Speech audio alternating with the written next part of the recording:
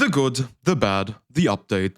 9.6.0 rolled out yesterday, in which all of us had to basically reinstall the game. What came from it were 4 big changes: diminishing returns, visible teammate perks, balance changes, and the new Rift Pass. Also, 2v8 is back with a bunch of Attack on Titan skins.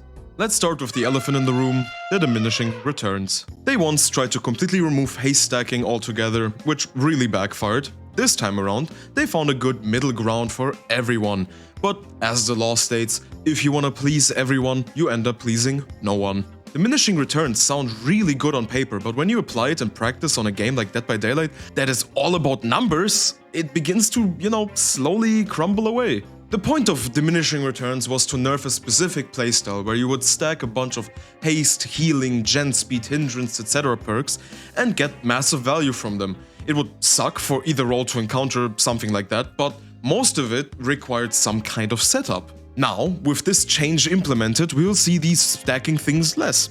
And instead, we'll see the plain old boring meta perks return that in one or another way give you a second chance. I think this is bad for the game because this change just encourages all the meta perks to still have use and still be there, and as a content creator, not really fun either. Because one of the things I like to do, for example, is make perk value videos.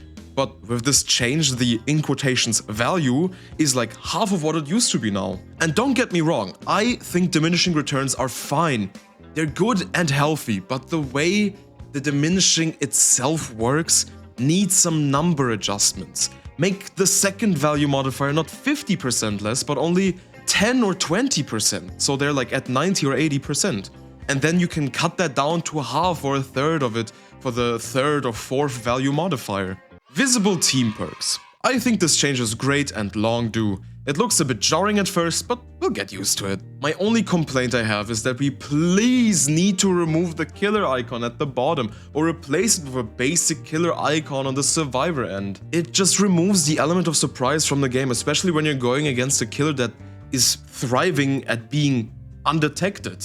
Anyways, they also did a few changes for spectator mode, which is nice, and also gave us more aura customization, which, we always appreciate. What I think is horrible though is that new progress bar. It is legit so distracting sometimes, and we need to at least have the option to turn it off in the settings somewhere. Please, behavior, please. Next up, the balance changes. I'm a bit split on these. I primarily love them though. They nerfed the most boring aspect of Blight by making him 4.4 and give him the Kaneki treatment of losing 2 rush tokens when he breaks a pallet. That is really good, really awesome. You actually make some distance now, and Demogorgon, on the other hand, got a huge buff. If it was only the undetectable, it would have been alright, but the fact that you can control the shred way more now is going to be such a game changer. Now, they also, for some reason, buffed Doctor and Wesker, which is like, okay, I guess. They also gave my boys Unknown, Dredge, and Bubble some tiny buffs. That's pretty cool. And then lastly, they basically cut some killer add-ons in half and gave that other half to the base kit of said killer. That includes Springtrap, Wesker, and Ghostface. That kinda sucks for all 3 killers, because those add-ons changed so little, it kinda doesn't really matter. Oh yeah, and they finally killed one of Nurse's strongest add-ons. I think fully deserved. On a final note, the Rift is awesome, the skins look sick. It's worth getting this Rift for sure, especially if you're a Darkest Dungeon fan.